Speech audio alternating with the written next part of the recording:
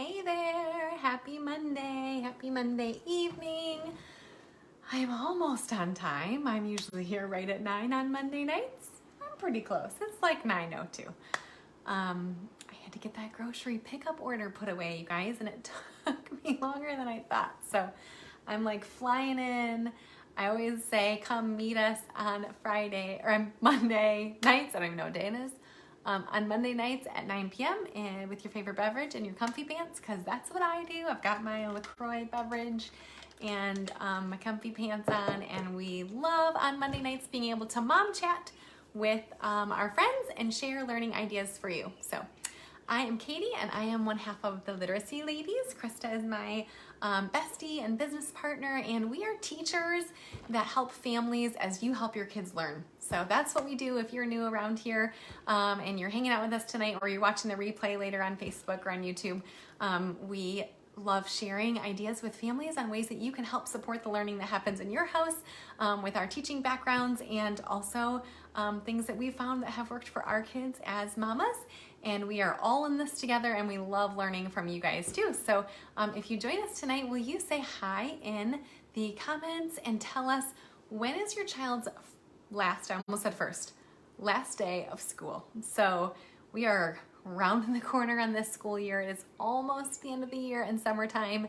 Will you tell us, when is your child's last day of school? I know Krista's here in the comments, and she'll say hello. Maybe she'll tell us when her last preschool day is for her little one as well. My last virtual teaching day is coming up June 18th. So it's a little ways away still. We've got a longer school year this year. So when is the last day of school for your kiddos?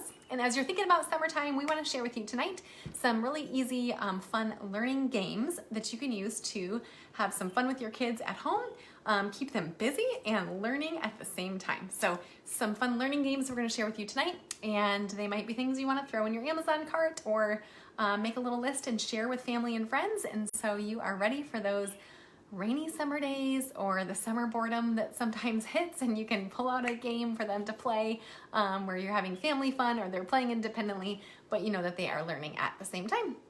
We love saying that the way that we feel like the stress gets lowered and things happen is if we plan ahead. So we're hoping to share with you some learning games tonight, and you feel more prepared to pull them out of your cabinet that you already have, or buy them, or share with friends and family, so you're ready to go with some learning games on hand for the summer.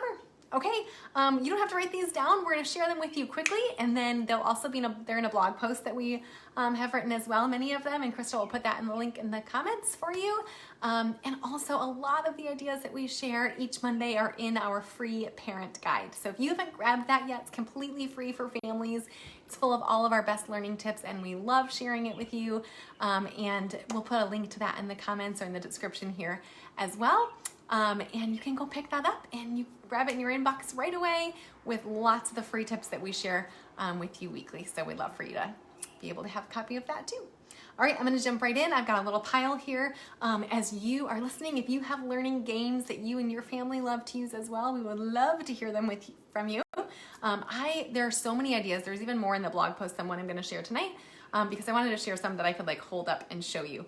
But of course, Krista's got tons of ideas, the ones that are at her house, and others that we've heard and people have shared with us too. So I'm going to just throw some quick ideas at you of learning games that you can use at home with your family, and ones that I had on hand so I could hold up and show you tonight.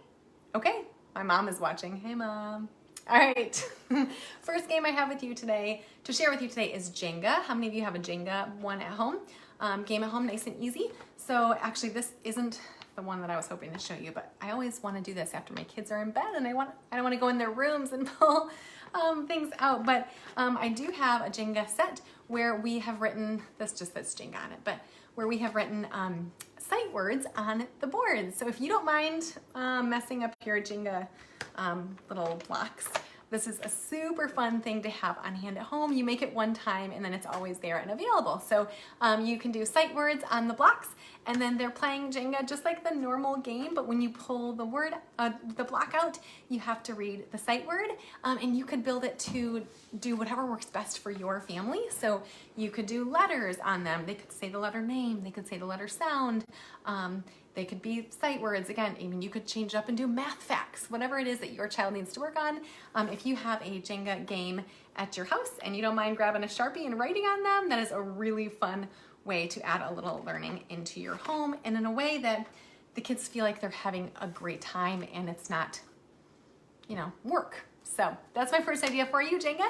Here we go. Number 2 is not a kid's game, but Scrabble. There is a Scrabble Junior that I have heard is fabulous. I honestly don't have it, but that might be one you want to go grab. But we love to use the Scrabble pieces for learning. You guys know I just totally dumped that upside down. I meant to pull it out right side up, but we're live, so those kind of things happen. What I wanted to show you were the pieces of the Scrabble game can be used for learning fun. Oh my, this is the night, you guys. It's a Monday. I've got all the little pieces. Honestly, at our house, we've used them a lot for learning fun that is just kind of random and not planned, where we dump them, kind of like I just did on the floor, but on a cookie sheet, and have it on the table for the kids to just play with. So they're just there for them to play with. Honestly, even if they're just like stacking and making towers and you're like, is it really learning? It's letter exposure and it's such fun. So just having them playing with the Scrabble tiles is a great way to add some learning fun into your home. And of course, if you've got older kiddos, Scrabble is fabulous. And that middle age, you could grab a Scrabble Junior and play it the correct way. But if you have littles that are not yet ready for Scrabble or Scrabble Junior, but you have the game in your cabinet and it's just sitting there collecting dust, ours is from like my husband's childhood. So it's an old one that's been sitting in our closet. So we just pull it out and we love to use the little tiles for learning for the kids. So if you're learning together, you could, of course, like build words, build sight words, find letters, put them in ABC order. There's so many options, but you could totally just put the tiles out for the kids to play with and explore, and that is a fun option too. Okay, I'm gonna move on. This one's homemade. You can make it in 10 seconds though.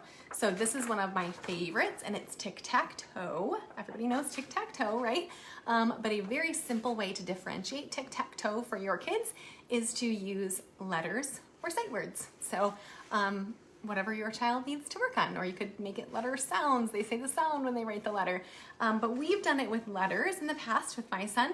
And so I just did a quick example for you where you're playing Tic Tac Toe, but instead of X's and O's, you choose the letters that your child needs to work on. We like to choose one that is a letter they need to work on and one that they know really well. So I might, if we're working on a lowercase b, we might decide that our letters that for this tic-tac-toe game are L and B, and I'm gonna let him be L and I'll do the lowercase b, and he's seeing me model it over and over. And L he knows really well, so that's fun and easy. And then on our second round, now he has to be lowercase b and I'm capital L, and then he gets to try the letter that's a little more challenging. So it's just a plain and simple tic-tac-toe. You can just grab paper and pencil to use, but you can differentiate it to make it have those letters in it. Differentiate, it's a teacher word, I guess. It just means change it up to meet your child's needs, to meet whatever they need to work on. Another example is to do it with sight words. So if you're like, oh, my kid already knows their letters, that's not something you need to practice, you could do it with sight words as well, and you could do obviously easy to advanced. But again, my little guy already knows the word go. That's a really easy one for him, and we were working on the word see. So we did tic-tac-toe, and every time it was his turn, he wrote the word go, and I wrote the word see. And he watched me do it over and over again, right? And then the next time we switched teams, then I wrote the word go and he wrote the word see. And also, if I did it first, our tic-tac-toe boards are right next to each other, and he can, just look at mine. So we want to build confidence, and the whole idea is fun, and so we don't want it to be too complicated. So that's your quick little fun idea for tic-tac-toe with letters or words, and obviously something that your kiddos can play with each other if you've got some siblings hanging out, and just build themselves very easily. So, all right, I'm gonna move on. Sequence for kids. Does anybody else have sequence or play sequence? Ooh, Krista has a really good idea in the comments. Sorry, I'm sidetracking. She says if your child can't yet write letters for this, you could use letter stamps. That's a fabulous idea. Or letter stickers even. Probably stamps to be able to do them over and over again, but love it. Thanks, Krista. That's why why I love you. That's why you're here. Okay, sequence for kids. This one actually is just really fun for learning the game sequence, and it's like learning game skills and taking turns and strategizing, and you don't have to know any letters or words or numbers because it's hard for you to see, but it's essentially animal pictures. So if you know the sequence that that adults or older kids can play, it is super fun. It looks like cards, and so this one is the same type of game, but it is with the animal pictures. And then there's also a sequence with letters, and I believe we have linked that one in the blog post for you. I don't have that one here at my house. This one is really fun for our littles to get the practice with the game, but the sequence with letters obviously would take the learning up a notch. So sequence with letters might be the one you want to grab if you're going to throw one in your Amazon cart. Okay, here we go. Gonna keep going. I've got two for you that are really good for preschool age. So obviously you can play them with older kids, for fun and for independence if you're looking for something for them to play really easily and independently. But they're really great for preschool age. And those are the Sneaky Snacky Squirrel game. This one has been a favorite. My son actually learned to play this in preschool. So I got the idea from his preschool teacher, and then hello, shout out to Miss Erica. And she gave me the idea, and then we bought it for a Christmas present like the following year. So the cool thing about this is that the kids have to pick up, I think I've told you guys about this before, but I didn't show you. So they have to pick up little acorns with the Sneaky Snacky Squirrel. And then they have to place them into the little hole spots on the tree stump. And so it's really good for fine motor skills. So for your emergent writers, kids that are learning how to hold a pencil grip, this is like a super fun way to get them learning those fine motor skills and practicing like a little pencil grip almost before the pencil. So Sneaky Snacky Squirrel, that is a really fun one for the preschool age. And then my second one that is really fun for preschool, oh my goodness, I've got games everywhere here, is Count Your Chickens. Does anybody know this one, or has anyone played Count Your Chickens? The fun thing about Count Your Chickens is it's a game where it's like a collective goal to the end. I don't know if I said that right, but there's no winner. So the kids are doing it together, and they're like working together to get to the end. So it's a fun one for like collaboration and skill building. It's a really good one for if you've got a kiddo that's going into kindergarten, that they could practice this maybe with siblings or family or friends this summer. And so they're building that like teamwork skills and social skills and working together toward a goal versus like against each other. So Count Your Chickens is another really good preschool one where they're like team working to get to the end of the game. Okay, I have two more. Are you ready? And then Krista maybe will throw some in the comments if she's got other ideas too. I'll be honest, this one's like you're gonna be like, okay, that's a puzzle, not a game. But we play it as a game, so it's really fun to be able to do that as well. It's a spell it out puzzle. And if you can see, I know the light makes it kind of funky, but they're they're word puzzles. And so I think I've shared with you before that when we do the word puzzles, there's 25 in here. And if you've got a kiddo like mine, they may get overwhelmed by all 25 of the puzzles and the letters everywhere. It's like too much. So we have split it into little baggies. So there's 5 word puzzles in each baggie, and then we just keep them in the box that way. So it's nice and organized. And depending on their attention span, you can just pull out one little baggie and they're doing 5, or you can pull out 2. We like to give each family member a baggie, and so it kind of becomes a game. If it doesn't stress your kids out, it can be fun to do a little race where you're seeing who can finish their puzzles first, and then try to encourage those skills of like when somebody gets done, then you're cheering for the other people.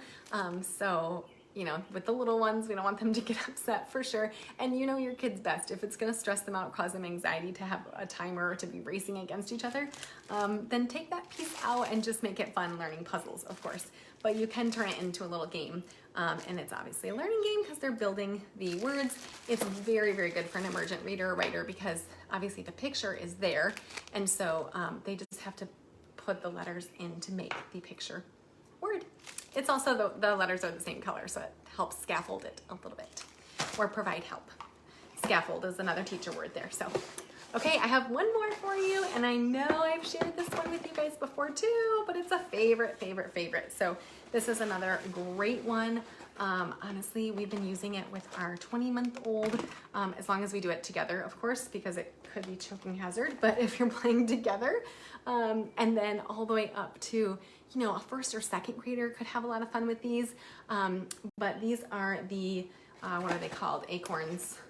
Alphabet Acorns. Alphabet Acorns, they're like my favorite because they're really great for learning sounds. So all of the vowels, of course, are read. So that's another little skill, you know, that we can get into older kids where they're sorting the vowels. And then inside the Acorns, lowercase letter is on the bottom, uppercase is, lowercase on the top, you know what I meant.